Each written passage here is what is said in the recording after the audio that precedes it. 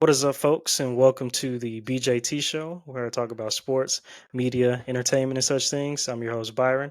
And in this episode, I have a very special guest. He is a former Florida State Seminole and former first round NFL draft pick to the San Francisco 49ers. And he's also a former Super Bowl champion, Dexter Carter. Dexter, thank you for joining me. Hey, thanks for having me. Great to be here. Yes, sir. And before I get into the questions, I want to let the people watching know that Dexter is actually my cousin. And the way that I found out he was my cousin is because my dad, who's also his cousin, was telling me, and my family members on my dad's side were telling me, hey, you had a cousin who played in the NFL, right? And I was young, like a teenager at the time, and I didn't really pay much attention to it. And I was like, okay, cool. But as I got a little older, probably around 2015 or so, going into my junior year of high school, I was like, wait, oh yeah, I did have a cousin who played in the NFL. And I decided to reach out to Dexter via social media on Twitter and say, like, hey, we're related. I don't know if you know, but we're related. And I was kind of explaining to him how. And so I thought that was pretty cool. Yeah. And, I was happy, he reached out and, happy to know that I had a cousin that had aspirations to do what he's doing right now. And he's not even close to where he's going. So, but to be doing what he's doing and having an opportunity to see him, in the Mercedes-Benz Stadium doing what he does and being at the state championship, that Devin, my son, has played in, makes me a proud relative. So your journey is just beginning. I appreciate that for sure. What was your recruitment process like in high school? Because you played running back, but you also played a little bit of receiver too. And also, you're not the tallest person or the biggest person, but you were really quick also. So, how did that play into your recruitment process? Yeah. I played running back since I was 8 years old. And so when I got to high school, uh, I was an undersized football player, average size for a human, but trying to play running back at 5'8", 5'8.5", 155, 60 pounds. Making all state, rushing for over 4,200 yards over a 3-year high school period when I started.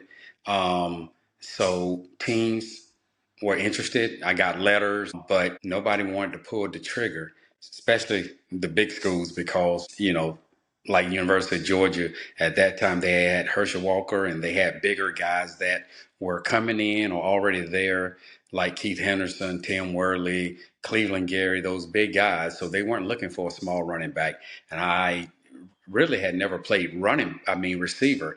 I was split out, from the running back position and catching balls, but never as a receiver.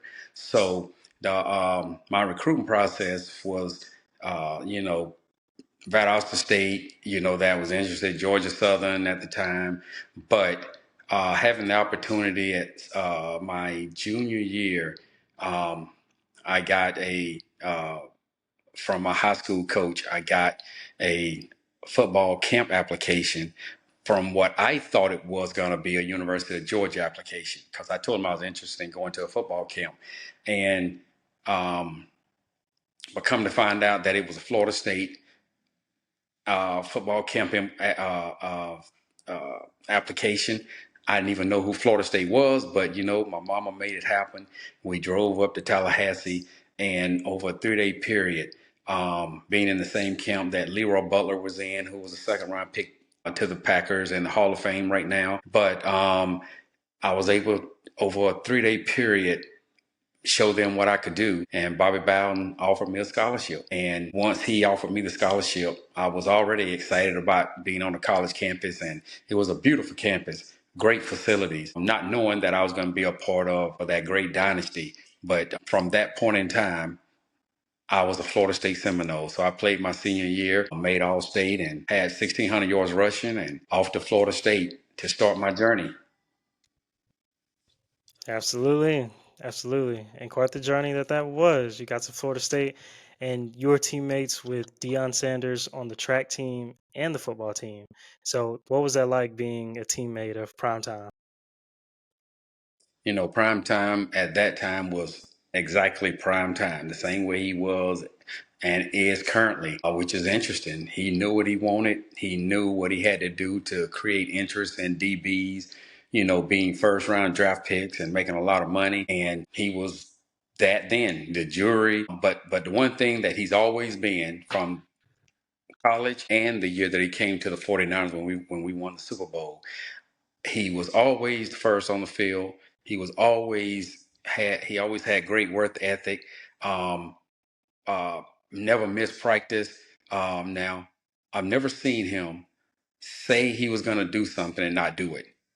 I mean, his competitive spirit is something God just blessed him with, that he can back it up. He can say it and back it up. But it it was great on the football team, because we had great teams back then. The trike team, we were fortunate, to be one of the top 4x1 relay teams in the country. We had three NFL first round picks.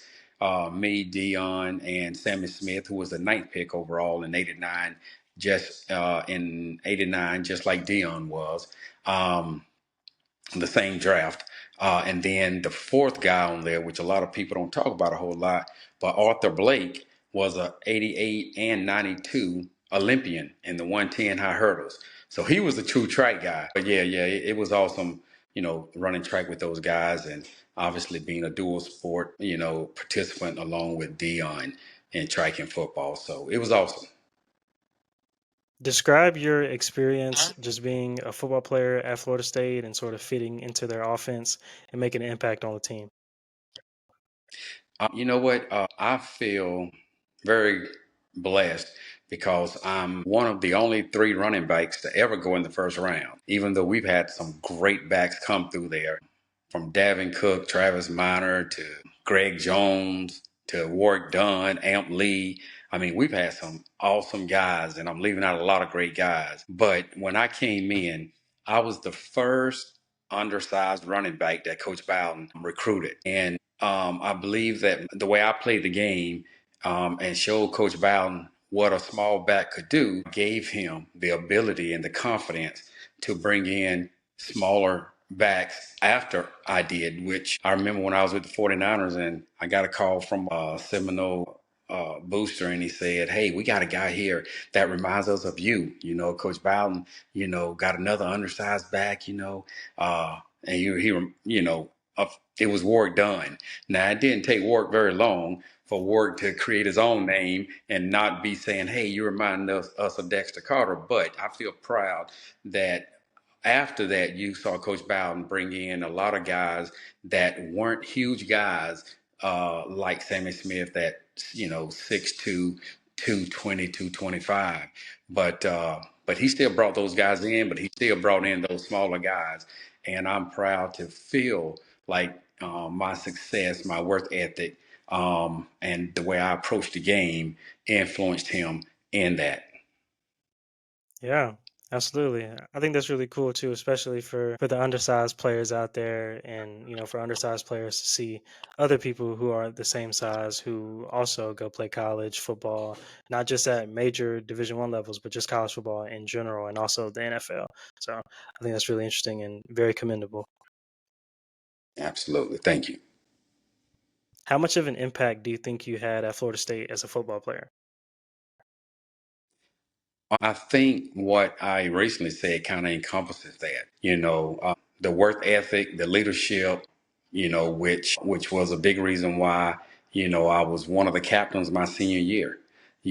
Led us to a 10-2 record, Fiesta Bowl champions, and finished the season ranked number 3 in the country, I believe. We were 2 in the UPI and 3 in the AP. So being a captain on that team, I think kind of sums up at least what Coach Bowden, the coaches, and the other players felt of my leadership and just the way that I approached the game. I understand that Florida State and the University of Miami do not like each other, and I know some other teams in Florida aren't very fond of either team, especially with me being a Florida Gators fan. So, Florida Gators, Florida State Seminoles, Miami Hurricanes, they don't like each other at all. Big rivals, but it's mainly Florida State and Miami that are the real rivals. Florida State, Florida. It's not that bad, but mainly Florida State and Miami. And during one of the games where you were playing against Miami, you threw a flag in a Miami player's face. Picked the flag up and just went boom right in his face. So what was up with that? Well, the backstory to that is that was my senior year, and that was Bernard Clark, Tiger Clark, they called him, one of their best defenders, linebacker, and that was 1989. 1987, I'm sorry, 86, 87, and 88. We lost three straight games to Miami. Now, they all were close games except my sophomore year, which we were preseason number one in the country. Miami was defending national champs, and that summer I didn't have anything to do with it. I don't know who was behind creating it, but I was a part of it. We created the video. We are the Seminoles of Florida State. Some say we're good. We know we're great. Well, we were number one in the country, and we were set to play Miami mid-season. And usually, we get wound up and we're ready by mid-season. But CBS wanted to move the game up to the first game of the season because you had the defending national champions and you had the preseason number one Florida State Seminoles. And so they moved the game up and it was in Miami. And Miami was ticked off because they felt like they should have been preseason number one because they didn't lose anybody and they were the defending national champions. And rightfully so. I could see it. But you know what? We had a really good season that year, that prior year, and finished the season in the top three. So, and we had Deion, Sammy Smith, Leroy Butler, myself, and a lot of other great players coming back. So, the people thought we were preseason number one. Well, um, Miami ended up beating us 31-0. So that was my second year. We lost to him, and then my first year we lost to Vinny Testaverde and them the year he won the Heisman Trophy, and that was a close game too. Up until Danny McManus, our starting quarterback, broke his thumb on a fake field goal, and then Miami kind of ran away with it. So we lose my freshman year, lose my sophomore year, and then my junior year we lose 26-25. And I've had big plays in all these games. Didn't really have a big one in the 31-0. Nobody had any big plays. But 86 and 88 and 89, I had big plays. And the one in 88, we lost 26-25. And if anybody who watched that game remembers, I caught a long pass to set us up for a touchdown with about a minute, 3 seconds left to go. And if you ever watch that, I believe that is the moss of the century. I don't know who hadn't seen it, but if you go and see it on YouTube or social media, you'll see me catch the ball over first round pick, fourth pick overall, Benny Blades of the Detroit Lions. But nonetheless, I catch that ball, and then the next play, we throw a touchdown to Ronald Lewis, 26-25. So Coach Bowden calls a timeout and discussing if we should go for two and win it or kick the extra point and tie it. Now, Coach Bowden ended up going for two, and we didn't get it. We lost 26-25. But you know what? None of us fault Coach Bowden because we wanted to go for the win. Now, in hindsight, if we would have kicked the extra point and tied it, the way the rest of the season went in the game, and we won the rest of the games, including the bowl game, we would have won the national championship. And even saying that, we still don't blame Coach Bowden because he did what we wanted him to do. We went for two. Unfortunately, we just did not get it. So here's the answer to your question. So we've lost to them 3 years straight. Miami. Now we hate the University of Florida. Miami, we really don't like either. But there's a mutual respect that we have for Miami because when we see them, we see ourselves. We see the swagger. We see, because Coach Bowden led us, Deion, Terrell Buckley, they all started this where, you could be yourself. And Coach Bowden said, hey, as long as you don't go out there and get any penalties, you can be yourself, swag out. And that's what Miami was all about. So we saw each other in that way. So when we played each other, we hated each other now. But they were players that we could hang out with, at some point during the off season. Now we still gonna talk trash to each other, but we could hang out with them. Now Florida, we ain't quite hanging out with them, you know. But my senior year, we're 0-3 against them, and I am hell bent on not losing a fourth time to them and them keeping us from winning the national championship. Well, first play of the game, Leroy Butler intercepts the ball. The second play of the game, I take the ball back 38 yards for a touchdown. So, things are going great. Miami's still talking trash, but we're ahead.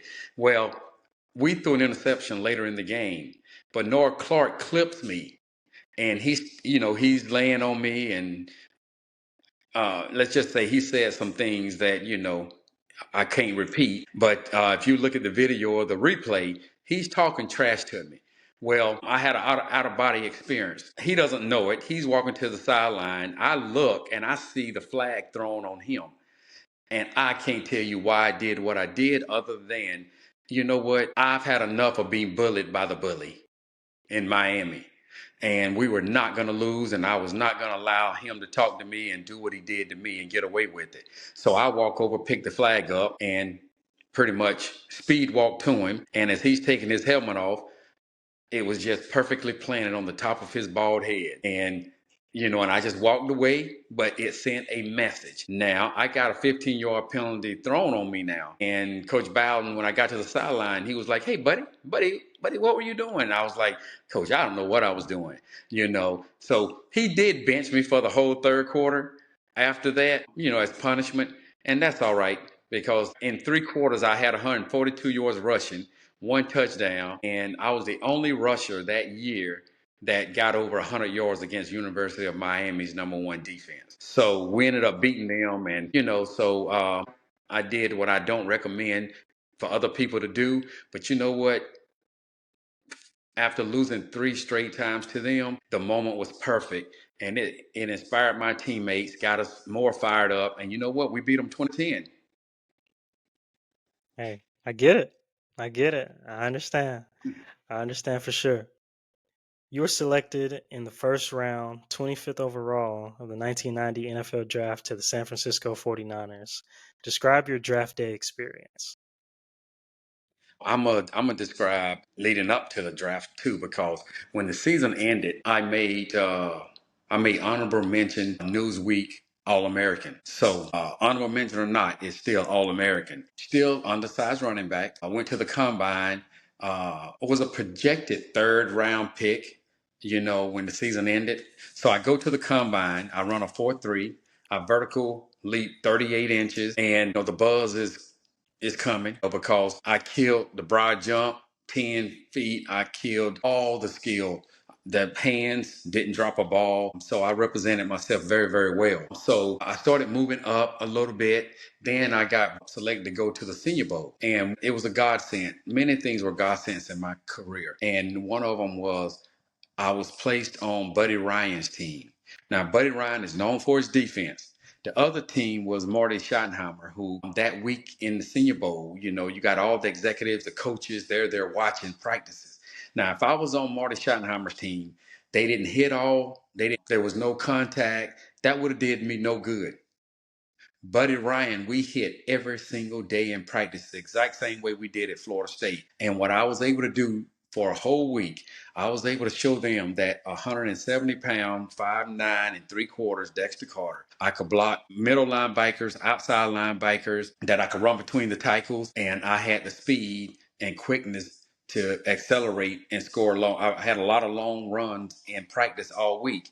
And the same things that we did in practice, the blocking and all, we did at Florida State. So it was exactly like I was accustomed to. All I did was exemplify exactly what I was used to. So that allowed me to show them that a 5'9", 170-pound guy could block, could be an every down back. Something else that was interesting is what a lot of people didn't know is the one reason why I had great leverage and I could, break tackles and all that was I came into Florida State out of high school squatting 500 pounds. And when I left Florida State, I was squatting 710, touching, touching the chair. My quads, my hamstrings, that was my strength, you know. So that's what helped me show my ability in what Florida State, the coaches and players already had known. So when I leave the Senior Bowl, draft day come And based on what I'm being told, Atlanta, Pittsburgh were possibilities of being first round picks. But that year, there were 7 running backs drafted in the first round. And uh, uh, the 49ers had won the previous 2 Super Bowls. So they were back to back Super Bowl champions. So although I would love to have gone earlier, the 49ers, Joe Montana, Jerry Rice, Ronnie Lott, those people, they told me if I was available, they were going to draft me. But then Atlanta also said it, and they didn't draft me. Well, the 49ers stayed true to their word, and they drafted me. And they told me they drafted me not to be the heir apparent to Roger Craig.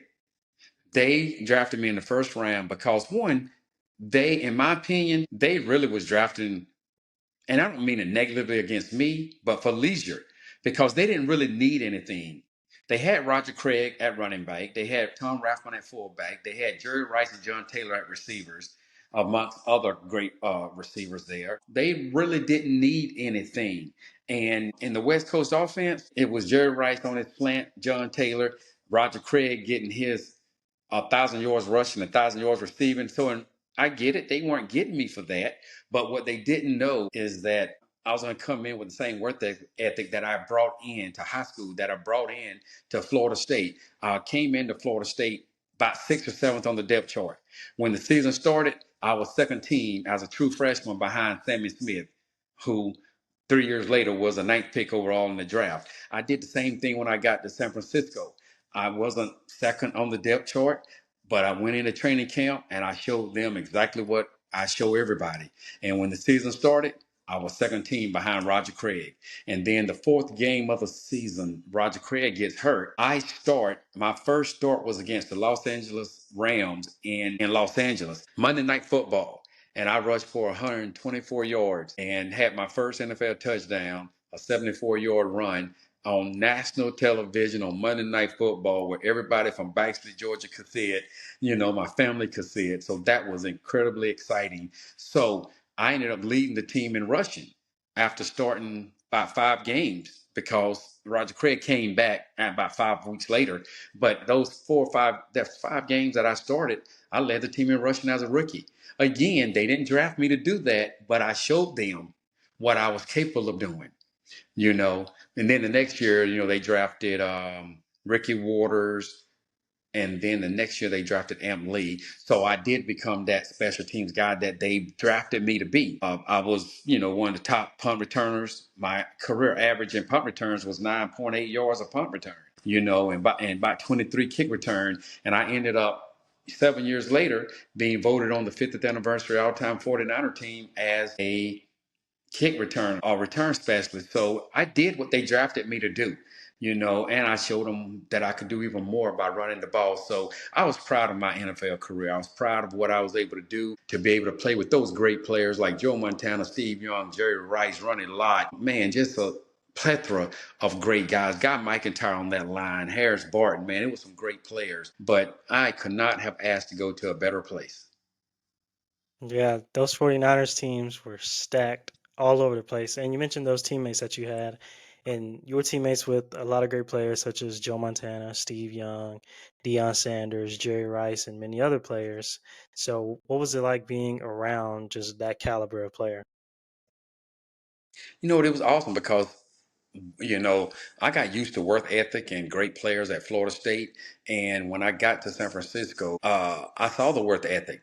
Same thing that I was accustomed to. Jerry Rice catches a slant in practice and he's going 40, 50 yards down the field. John Taylor catches the ball, he's going 40, 50. Tailbacks, Roger Craig doing the same thing. Every skilled guy did it. And if you didn't have the ball, once the ball was caught or the ball passed line of scrimmage, you're sprinting down the field. And we never conditioned one time in San Francisco. Not one time. Because we conditioned during practice.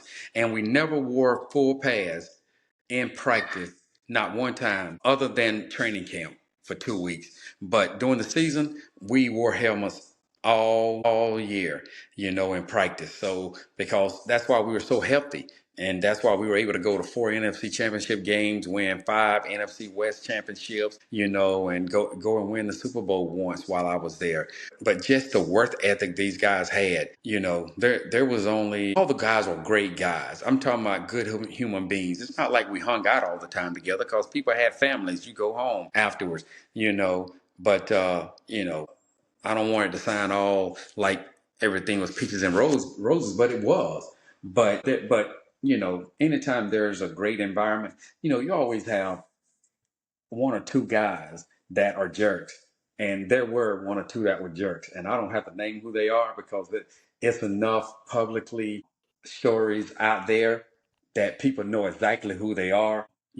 One of them had an excuse though.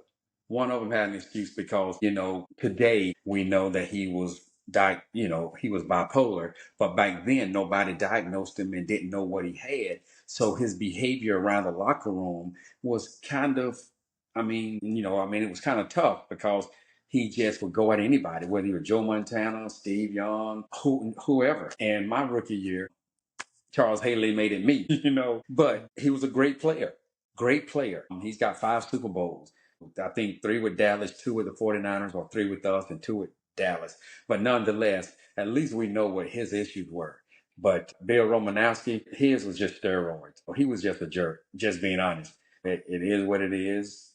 But but you asked about the guys, so I was just, it's something that everybody knows about those two guys anyway, Yeah, but they talked about that in the Cowboys documentary too. yeah, yeah. But the experience overall for a small kid from Baxley, Georgia, I wasn't supposed to be there, man. I was too small.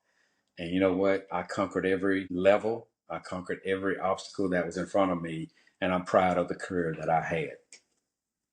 Yes, sir. Absolutely. Proud of you as well, especially going through all those things and basically beating the odds and going to the NFL and also winning a Super Bowl. Not everybody can say that. Absolutely. Absolutely. With some teammates, and this could be in professional locker rooms, college football teams, or college sports teams, professional, not everybody on the team is going to be, I guess, buddy buddy or always hanging out or friends off the field and all this kind of stuff. And, sometimes you can be at odds with some players. So I definitely get it. So I understand the whole, Charles Haley angle and all the things that he was dealing with mentally, and then with Bill Romanowski and everything he was going through and dealing with the whole steroid use and everything. So I remember seeing Bill Romanowski talk about some of those incidents, throughout interviews and whatnot. But yeah, but Yeah. even in spite of all that, you all were able to win and win a lot. What was it like winning Super Bowl 29 as a San Francisco 49er, defeating the San Diego Chargers 49-26? It was a great feeling because I had gotten so close a few times prior to that. That was my 4th year in the league. The first year I was in the league, we went straight to the NFC Championship game. It was very close to being a three-peat for the 49ers. And the Giants ended up kicking a field goal to beat us in the last 3 seconds of the game. And I remember going in the locker room because we were up until those 3 seconds. I go in the locker room and they still got the champagne, the shirts, the confetti, everything still in our locker room because they thought we had won. So being a rookie player and seeing that, I probably would have been okay if I didn't see all of that in the locker room. But man, I was so upset I didn't even watch the Super Bowl that year. And then 2 years later we make it to the NFC Championship game.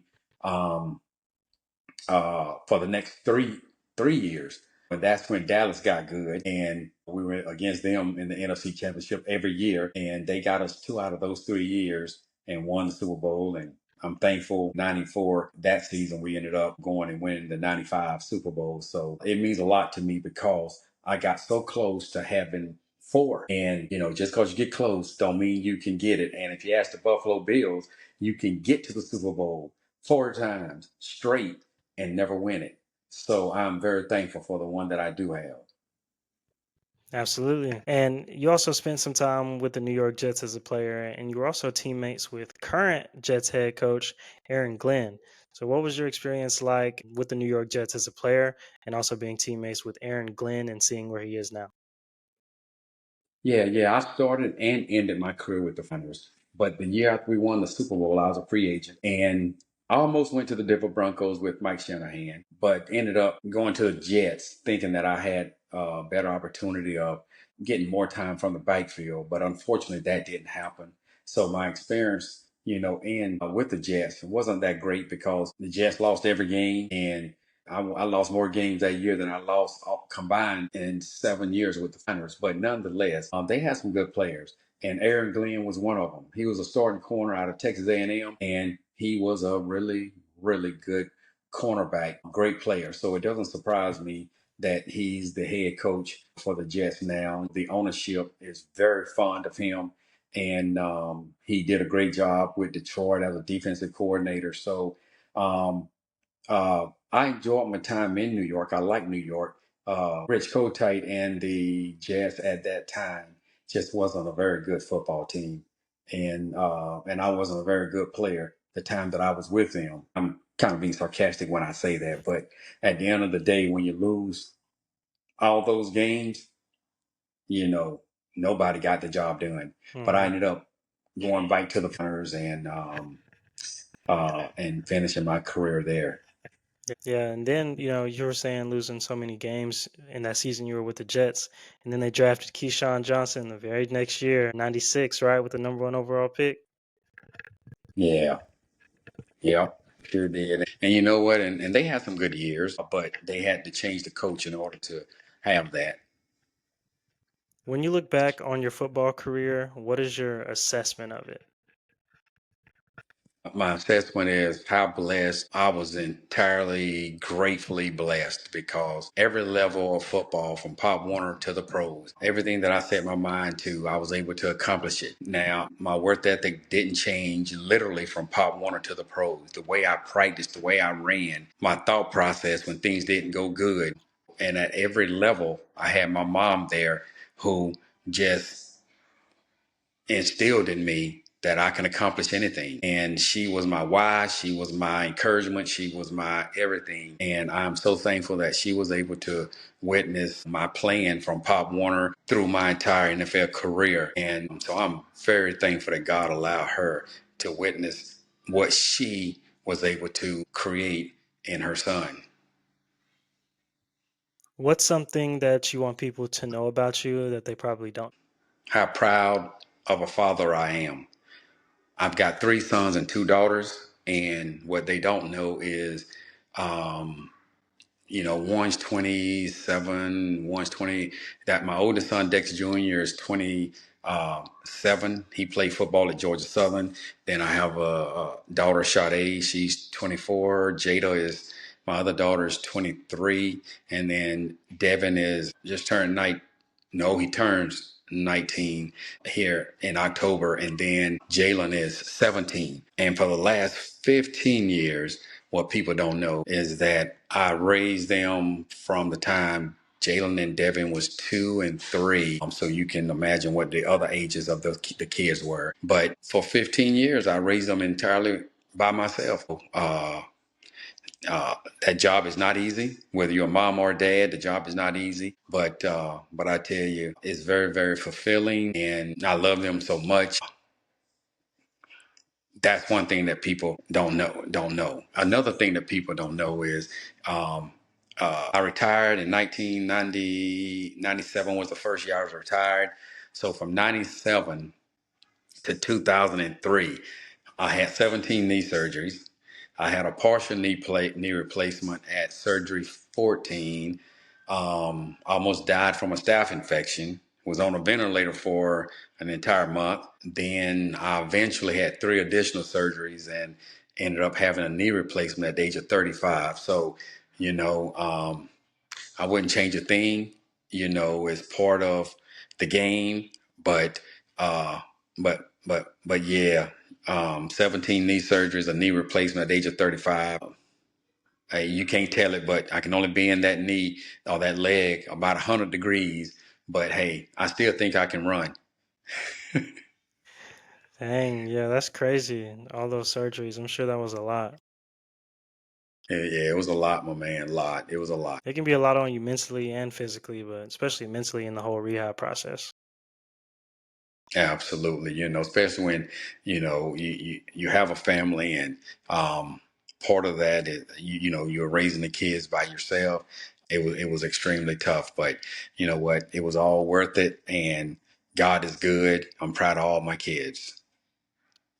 What are you up to nowadays? Part of what I've done after all my surgeries, I went back and coached for Coach Bowden at Florida State. I was a running backs coach for a few years there. And then after that, I went and coached Dexter Jr. in high school.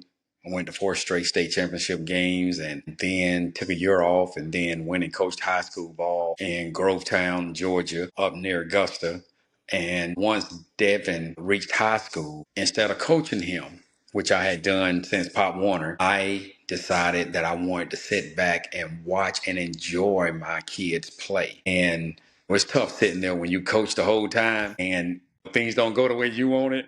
But you know what? I said, you know what? I want to enjoy it from the stands. And that's what I've done. So I'm just a retired dad right now, helping raise my grandson, one of my grandkids. But I got 3 grandkids. Got Devin and Jalen, who are in the 11th and 12th grade. They're my last 2 in school, So that's what I'm doing. I'm just enjoying life and enjoying the process of guiding Devin through his process the last 4 years, tracking across the country to as many schools that have offered him as we could so he can, understand the entire process and understand every one of these places so he would have all the information he needed when he selected the place that he wanted to go and spend his 4 years. And then Jalen's basketball and may play football next year. So he's got one more year. So just excited about the future.